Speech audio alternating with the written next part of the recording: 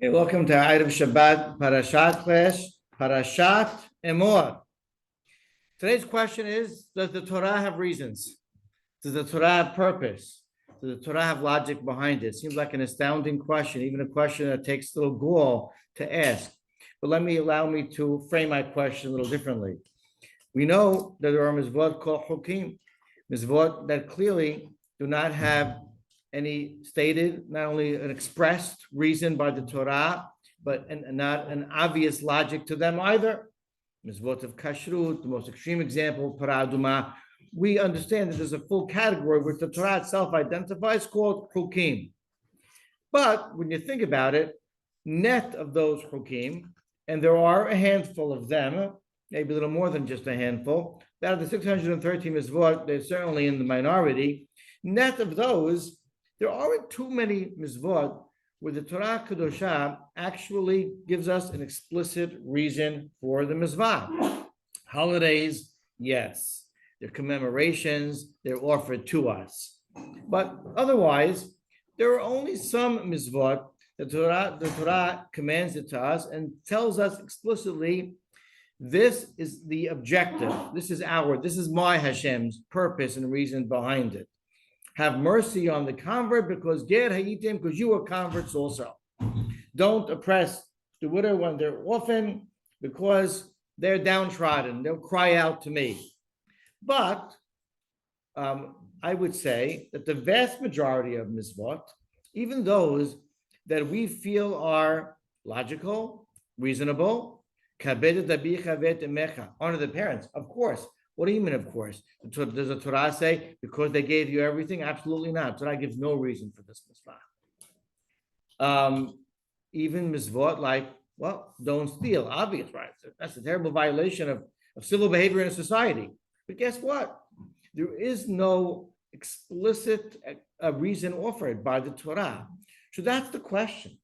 Are we to assume that there is a reason, a specific reason, or more than one for every mitzvah or not? What's the other side of the argument? Well, this week's parasha has with it a mitzvah that really opens up this entire discussion. We actually have today a brief handout sheet that'll guide us through some of the sources that we're going to go through this morning. And the mitzvah that I refer to, that's from Parashat Emor, book of Vayikra, Perek Kabet, chapter 22. In Pasuk Kafhet of that Perek 28, the Torah tells us as follows: is one of the 365 mitzvot lo ta'aseh, v'shor oseh, oto ve'ed beno lo tishhatu b'yom echad. A oxen or a sheep, it and its son, you may not slaughter on the same day. This is the prohibition of slaughtering, and it's not limited to an ox and a sheep. It's only any kosher animal that you might slaughter. It's not limited to its son. It could be its daughter. To slaughtering, and there's a question about the father, but certainly the mother, slaughtering the mother, livestock, animal, and its child on the same day. Now, when we look at this mitzvah, our first reaction is, hey, that seems like proper behavior. Seems nice, seems right. I might even say seems compassionate. And the truth is, if we explore throughout the Torah, interestingly, specifically regarding behemoth and animals, we'll find a few mitzvot that are similar at first glance in logic, and then one which we all know about. And so we listed here on our source sheet 3 other mitzvot. They're not in necessarily chronological order because I wanted to group the 3 that were stated with relevance to behemoth and to animals or kosher animals, and then one other. So, but all of the 3 others besides the one we just recited are in Parashat Ki Teseh, in the book of Devarim. The next one that speaks in terms of our directives with behemoth says as follows, and this is not just a kosher behemah, Devarim Kaf Bet, Perek Pasuk Yod, Lo Taharosh beshor u'bahamor yahdav. Do not plow with an oxen and a donkey together. In other words, you have a plow that's being led not by a machine made or electric powered vehicle and mechanism. Rather, it's an old fashioned, as they say, plow being pulled by two different animals because it's nice and heavy. You want to keep it even. Don't let those two animals be an oxen and a hamor and a donkey, and not just specifically those two. The real prohibition is don't use two different species. Right. Don't use two different species in order to operate your plow. Use the same species to operate your plow. If we go a couple of perakim later in Parashat Kiteseh to Perek Kafeh, Pasuk Dalet, it says, Lo tahsom shor b'dishor, another negative commandment. Mitzvah lo tahsom, do not muzzle a shor, an oxen, b'dishor, in its threshing area. In other words, when you have an oxen or another animal that is, what's more common with an oxen, that is doing work in the field, and it comes to dishor, the makoma is the threshing area where there's a pile of grain. It could be any area where there's food. Don't prevent it. Don't muzzle it. Don't prevent it from eating. Allow it to eat as it goes, to nibble as it works. Don't cover its area of eating and consumption and stop it from being able to snack and go. And finally, but it's really the earlier part of Parashat Kiteseh. I put it at number 4 because it's not regarding an oxen, but it's one that we all know very well. We know it's the Mitzvah of Shiluach HaKen, and Perek Kaf Aleph Pasuk Zayin. It's really a group of Pesukim in Kiteseh. This is referring to shooing away the mother bird, of course, instead of taking the eggs first or the chicks first. Send away the mother bird, and then take the children, which is the eggs or the babies, for yourself. Famously, so you should benefit and have long life from this mitzvah. Now, if you look at these 4 mitzvot, the commonality, in first glance, would seem obvious. And I put this as a title, actually, but with a question mark.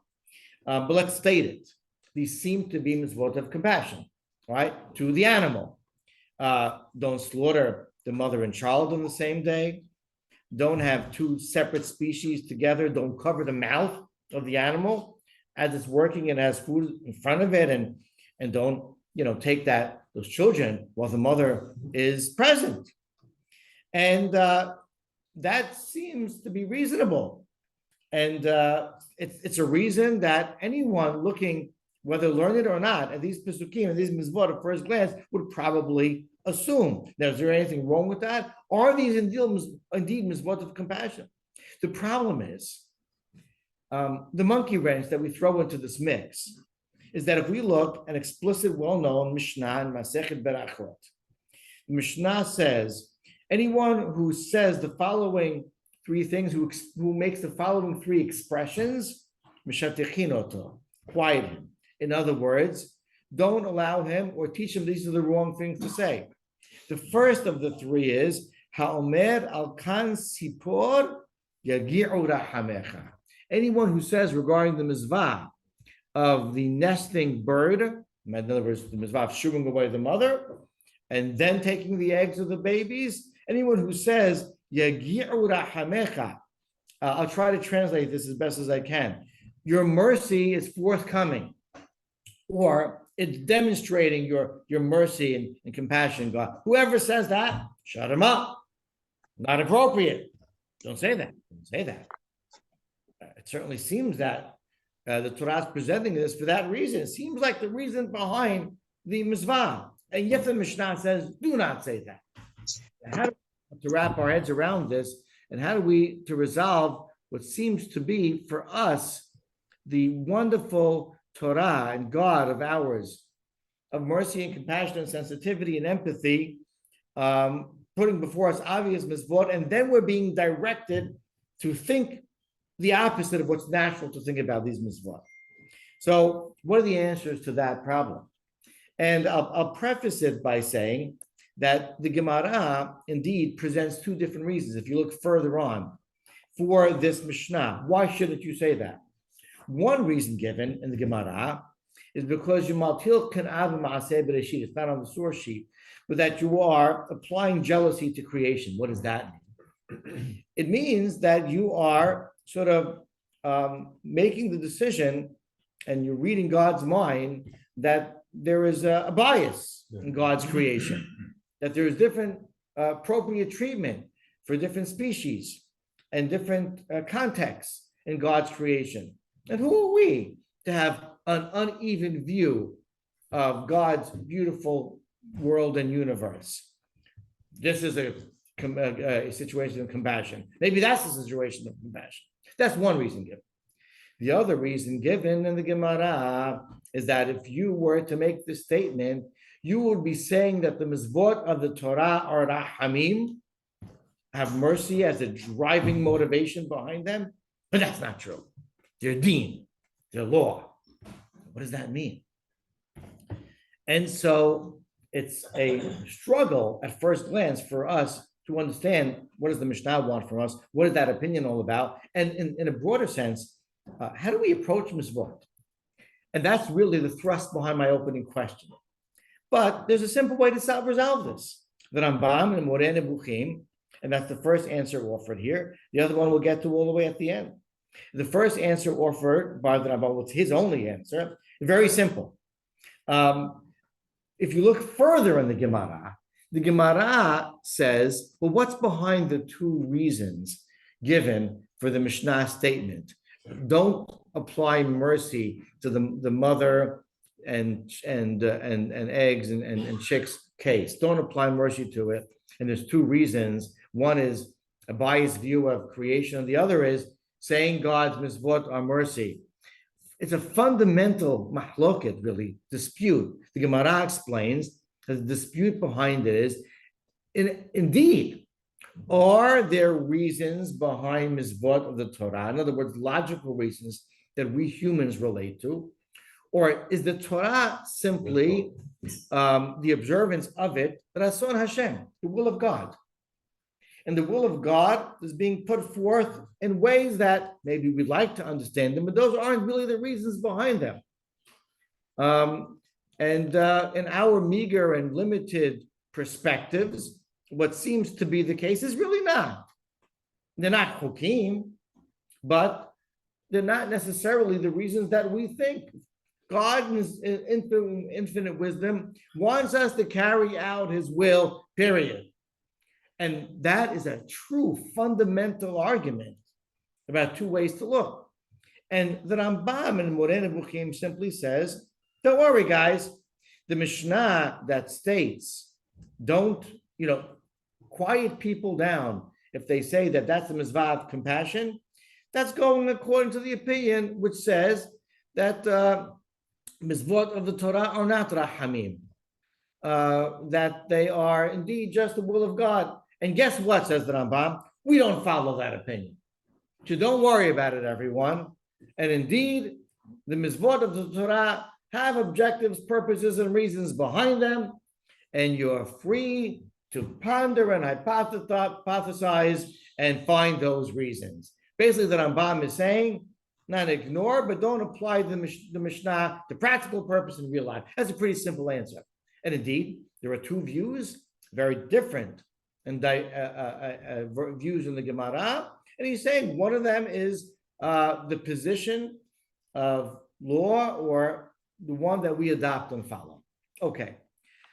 But now that that door is open to us, and we have, so to speak, the right. So let's see how these mitzvot indeed play out. And so I will tell you, based on that there are numerous commentators that tell us that in terms of these four mitzvot, and these maybe are the paradigm for mitzvot in the Torah, that they are based on compassion.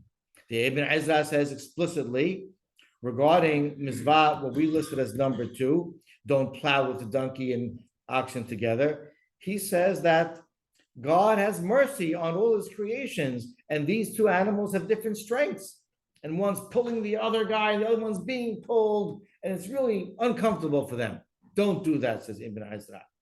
And the Rambam himself in the Moreh Nebuchim, in the same source that I was quoting for you, says regarding our mitzvah, Parashat Emor, don't slaughter mother and child in the same day.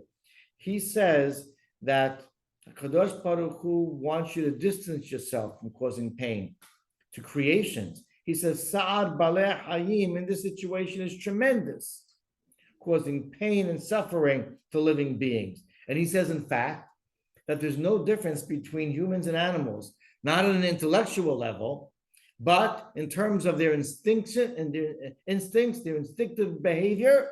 Yes, animals have the instinctive behavior of guarding their child, of preserving the life of their child, just like a human does.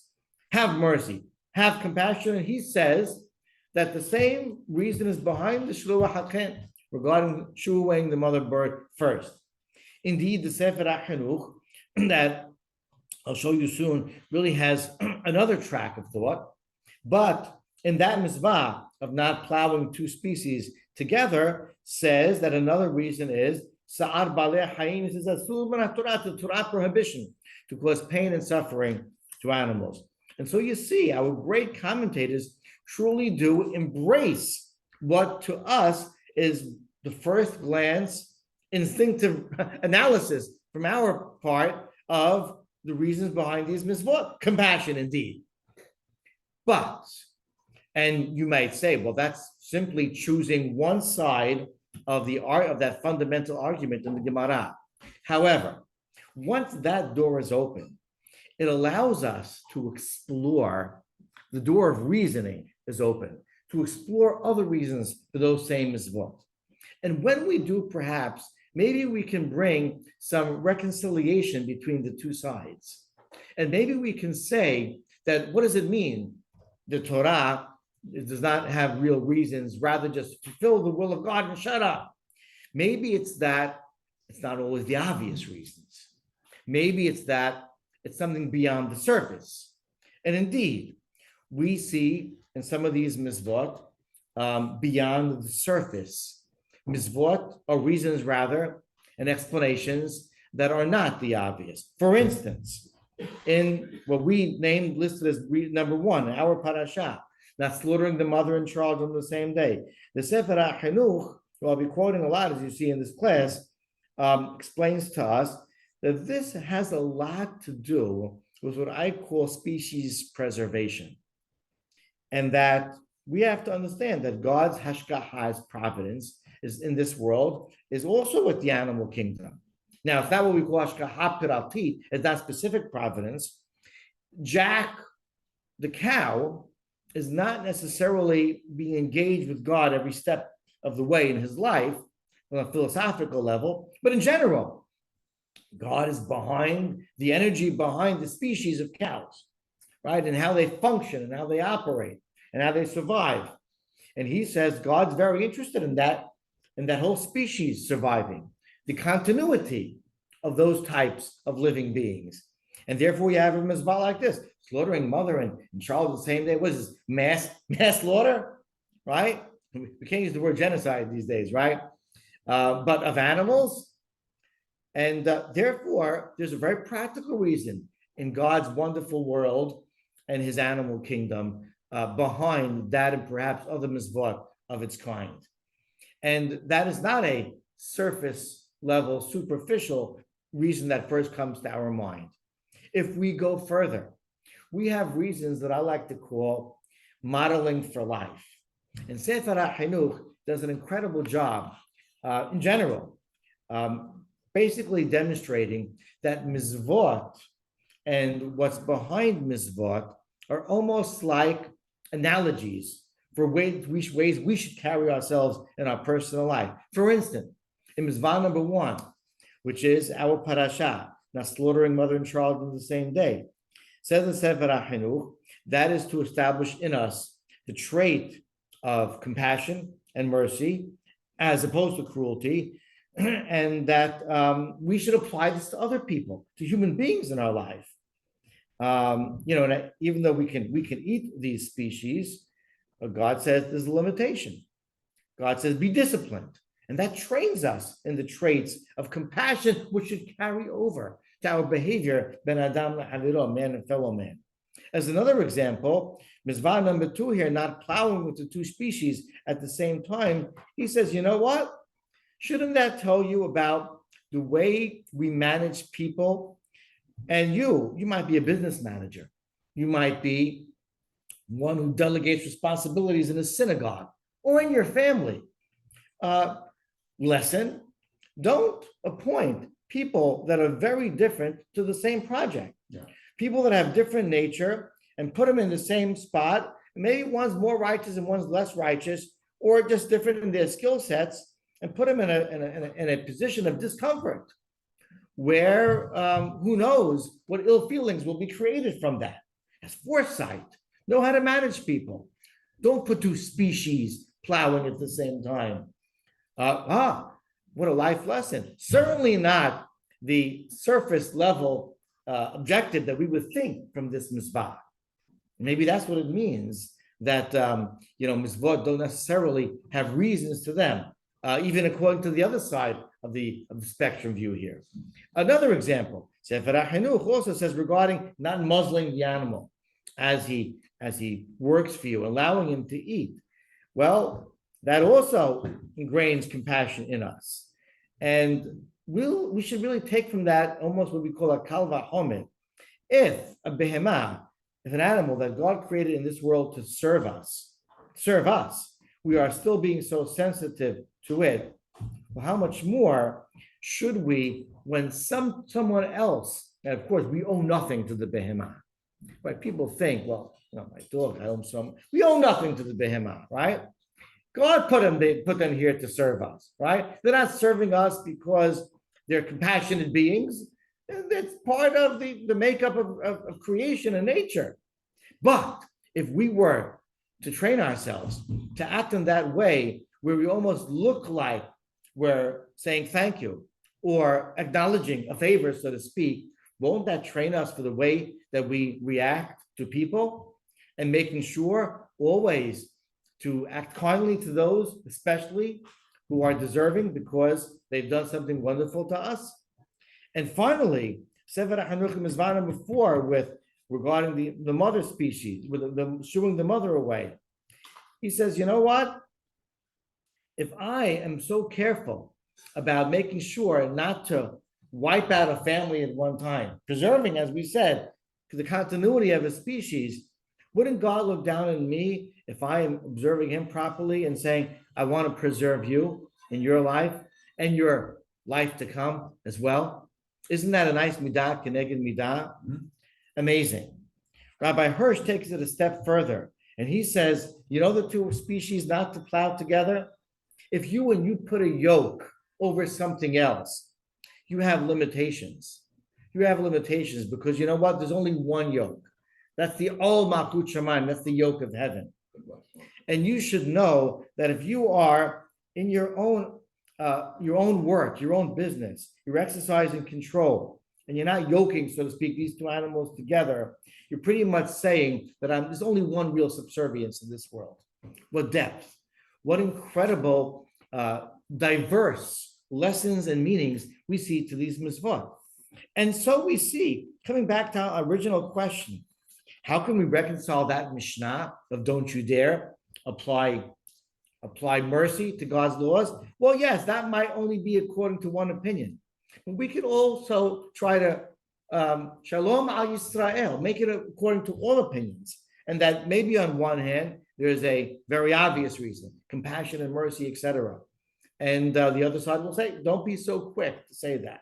Rather, look deeper beneath and find that there's something beyond our human instinctive reaction to mitzvot. Oh, we're so good to animals. Maybe, maybe not. Or maybe yes, but maybe much more. And indeed, and I'll end with the second answer to this question, and that is again of the Sefer HaChinuch, who tells us that, you know what? There are reasons, and then there are reasons. And then there's mercy, and then there's mercy. We have mercy out of emotion. We have mercy because God wired us with certain hormones and certain intellectual instincts, so to speak, that are tied in to emotion. HaKadosh Baruch Hu acts very differently. And HaKadosh Baruch Hu, his ways play out in what we would say are mercy. But from his standpoint, it's really only his infinite wisdom. So don't try applying mercy to Hashem. Hashem is not you. He doesn't feel like you feel, love like you love, have compassion like you have compassion. From our perspective, yes. But God, we are not wired to know how he operates. And therefore, don't try applying human emotion to HaKadosh Baruch Hu. And so therefore, when the Mishnah tells us, he who says, the one who applies mercy to this mitzvah, please keep him quiet, is one that is not looking deep enough in the mitzvah and not understanding that Torah is not as simple as it seems.